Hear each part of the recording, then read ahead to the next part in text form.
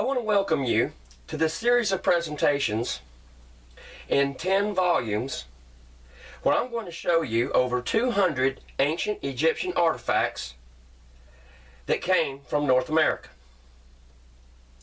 The first presentation, this one, is going to be the introduction, and the second part of it is going to be an extension of Cobras. And if there is a linear thread that stretches through all of these episodes and volumes, is the fact that I think every section has Cobras in it. And I'm going to be showing a lot more Cobras than I did in my Cobras of Columbus video. This is going to have a lot more to it. The second volume is going to be priests and scenes. The third volume is rituals and script. The fourth volume is people. Volume number 5 is warriors. Volume 6 will be gods. Volume 7 is ships. Volume 8 is outcasts. And outcasts is artifacts that I really didn't have another place to put them. Volume 9 will be centered around Helios, Alexander Helios. And Volume 10 will be centered around Julius Caesar and Arxantras Magnus, also known as Alexander the Great. So what better to do a series of videos when it's so cold and windy and stormy outside, other than just drop down and make a bunch of video presentations. And this was very easy for me to do. I knocked it right out. And this video has everything in it. It's got dogs drinking water, cat sneezes, wind, storm, rain. It's got everything in it. But it's even got the fire cracking. It's going to have everything in it. And by and large, the most difficult hardship on me concerning this series of videos was getting my fingernails clean enough to use as props. So now let's jump into a couple of these books here that I'm going to show you first. And I didn't use this book, but I'm going to show it to you. This is Monuments of Egypt, the Napoleonic edition, put out by Princeton Archaeological Press. No, excuse me, Princeton Architectural Press from 1987. And this is a handsome set of books. This is volume 2. And I'm just going to open it up here at random and just pull out some things here. And you see how this is all laid out. And each page that you see here is a fold out. It's a fold out on the front and the rear. Just a beautiful, beautiful set of books. And these books are essential for any Egyptologist who really wants to study ancient Egypt. You really can't get anywhere without these two books. They're better than all my other books. And this is volume 2. And this right here is volume number 1. So I'm going to just jump through these a little bit. We're going to talk about the videos, and then I'm going to jump right into Cobras, and we'll take it from there. Now the first thing I'm going to show you about volume 1 is, of course, remember, Hubbard is always working backwards. I'm going to show you this real nice map of ancient Egypt here in the back. And these books were put together with Napoleon's court when they were down in Egypt in the early 1800s, 1802, 3, 4, and they did a marvelous job. He had several hundred engineers and artists working for him, and they did a very good job. Now all the script in it is questionable. I would not try to decipher ancient Egyptian hieroglyph or hieratic unless I actually had a picture of the markings, because yeah, it's just so easy to get things wrong. And we're just going to thumb through some of this. And I do have some misspeaks in this video. There's a lot of times I say all-seeing eye, and I interchange all-seeing eye with eye of Ra. It's the same to me. All-seeing eye of Ra is actually what it is. But I'm just going to breeze through here and show you some of this. Now, right here you see, here's a priest or god here. Here's a woman sitting here. You got one on each side. This has got the bird head. This has got the ball on top of the head. Here's another one here. A lot of action in here.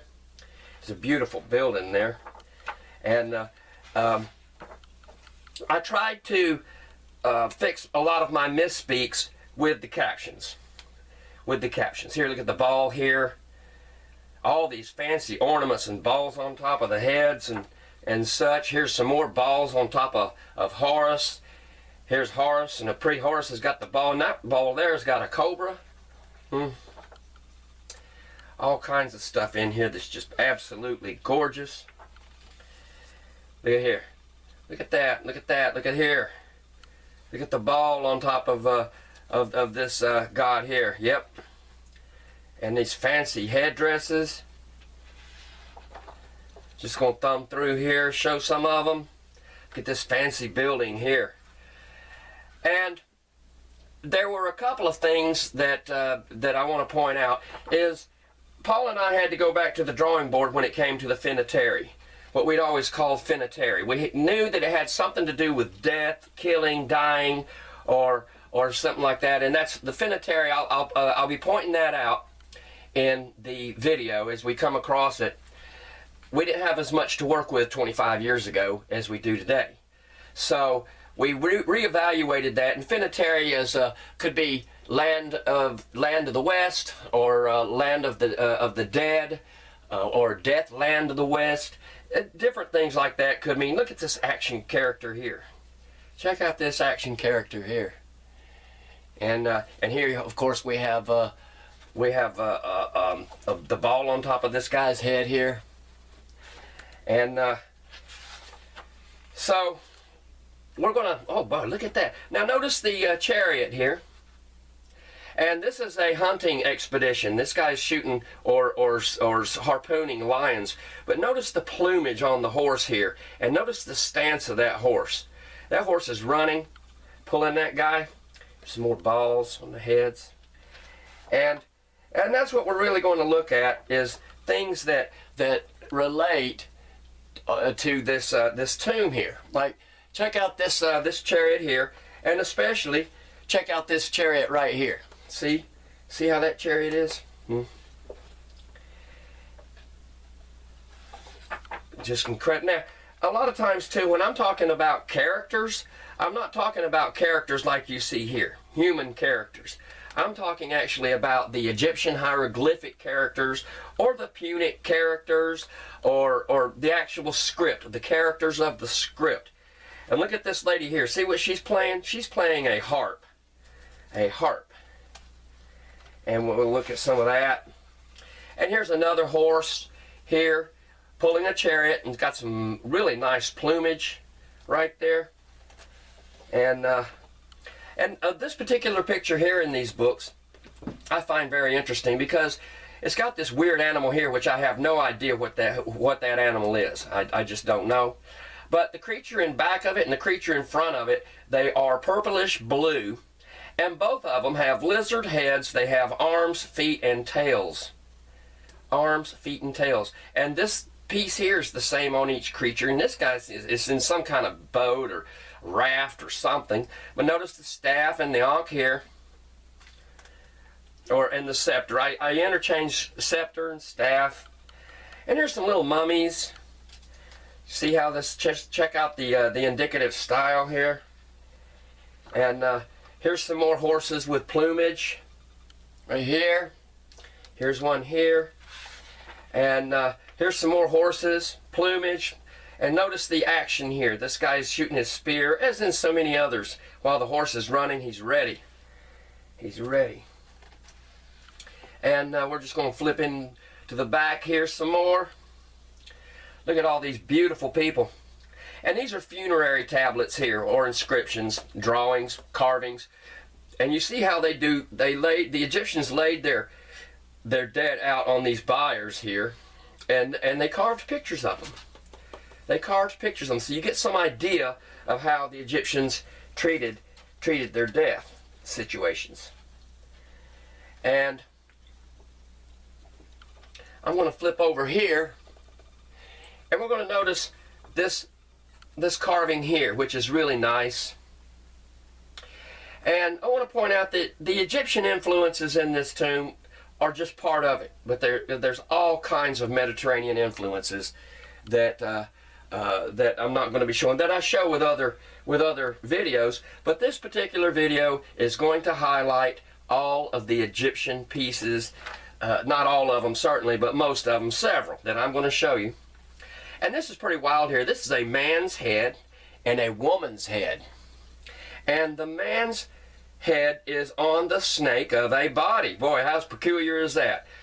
Oh, well, would that be a fake stone because it's got a man's head and the snake? Well, the woman here, she's got the same thing. Looks like almost like she's got claws here, and then she's got the rest of her body is a snake's body. So there's two right there. Two right there. Two excellent tablets. I'll just thumb through this, give you some more idea how great these books are. If you want to study Egyptology, this set of books here, you can pick them up used online for $100, $200, different used book places. And there's a lot of small stuff here, a lot of scarabs. We're going to look at some scarabs. And some of this stuff is actual size. And that's how good that it is printed and published in this book.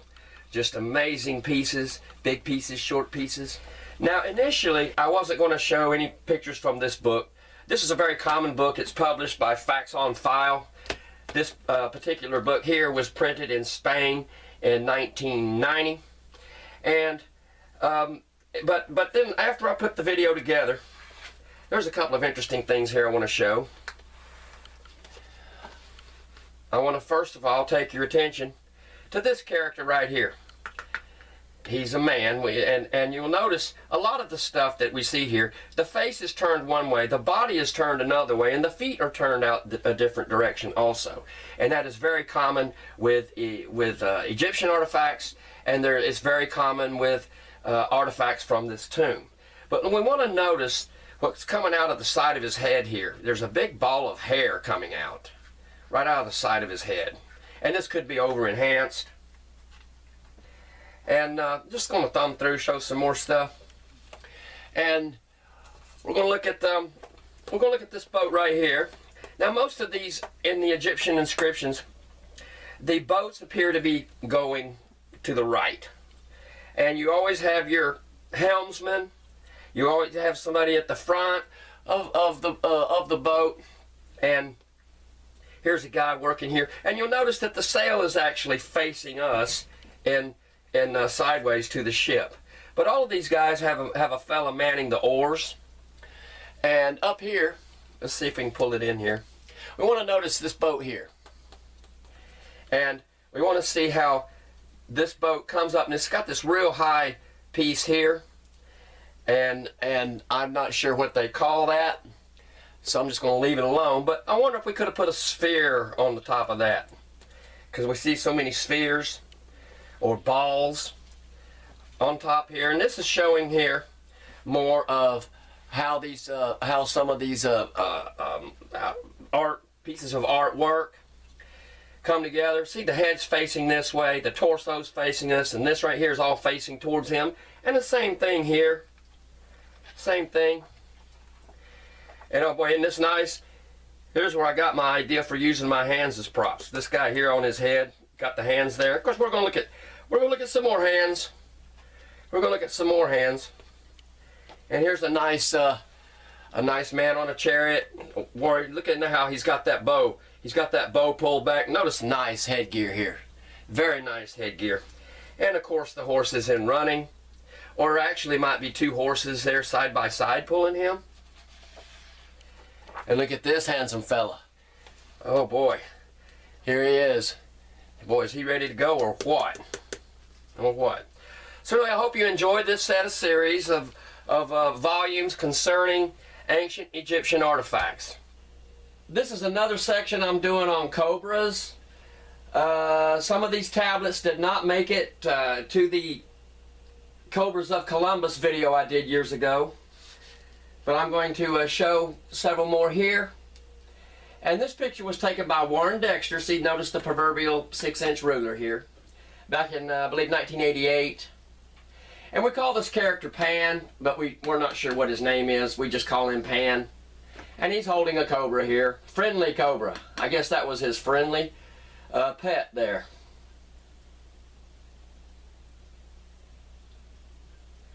But we see this Pan creature in several pieces of artwork, hundreds from Egypt. Lots of character in his face there, wouldn't you say?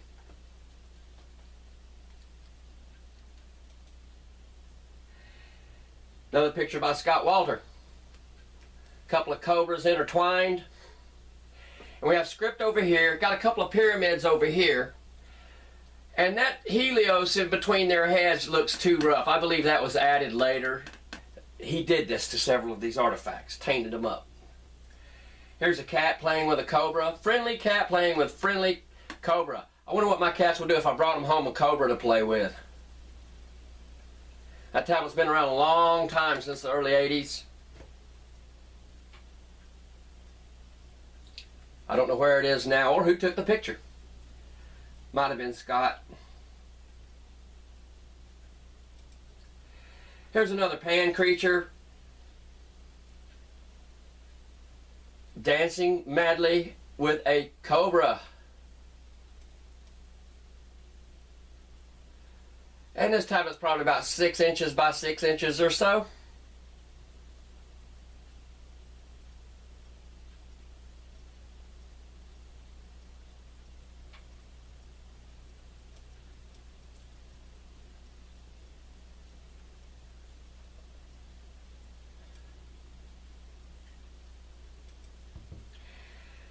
And this is another picture by Scott. Shows a warrior. Got a little tannet in the sun here. Got a Helios insignia here. He's holding a spear. And we're going to blow this up. We're going to look at him real close. Got the helmet with some type of plumage on it here. And going to notice this snake here on what appears to be his shield. If I can blow it up a little bit more here. Yeah. Notice the character in that snake's smile. That snake's face is so well executed. I mean, it shows character. That, ladies and gentlemen, is ancient artisan. And that head's probably like maybe a little over 1/4 of an inch of that snake there. I'll scroll on down. His outfit, garments, is clearly Egyptian. He's holding a spear here.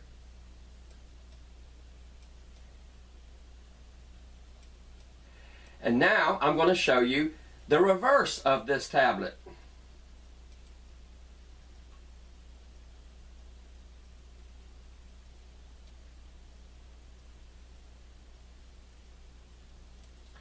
And this is quite peculiar. Got the sun up the top. Look at the cartouche. Look at the name in the cartouche.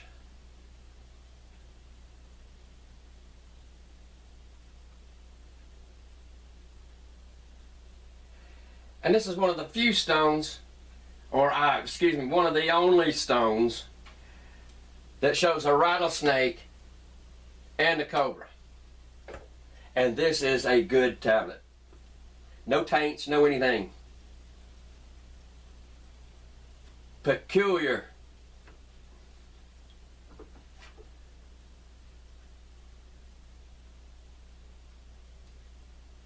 Amazing. Some of these tablets are just amazing. I'm going to call this a king cobra here. Now you'll notice the ball on top of the pillar here. See that? Is there any question? Even though the script over here is Latin and Punic, I'm calling this a king cobra because look how long his tail is. It comes in right here, And then it folds back around this way, this way, this way. Well, shoot, that snake's probably 18 feet long. And there's the script at the bottom.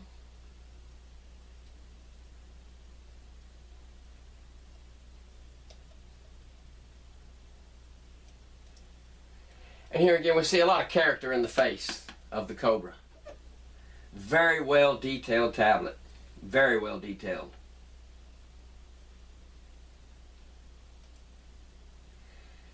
Dueling Cobras. This is Scott's picture. Virginia Horrigan and Warren Dexter took pictures of it, but Scott's turned out the best. Other people have taken pictures of these artifacts, and I have to say that I take better pictures than anybody, and Scott Walter is right behind me. He takes good pictures, but he doesn't lay them out and try to light them. He's just got a $1,500–$1,600 camera that's real smart to snap, snap, snap.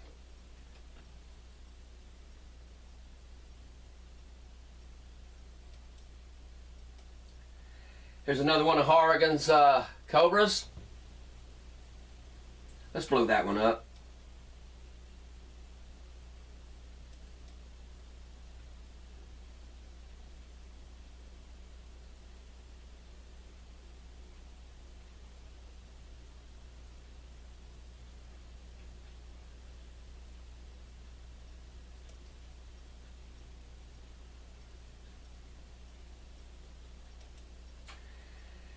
Here's another one, and those eyes are just piercing.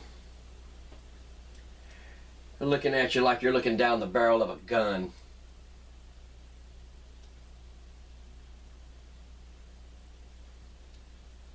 Small tablet. This thing's only about 2.5 inches, maybe 3 inches, real small.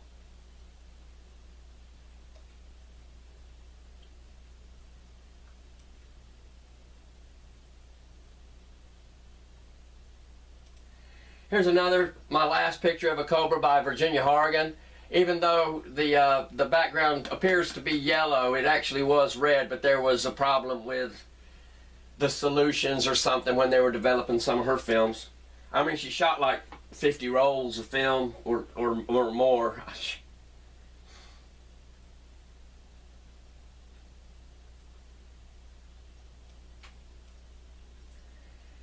And that will conclude this segment showing Cobras of Egyptian origin.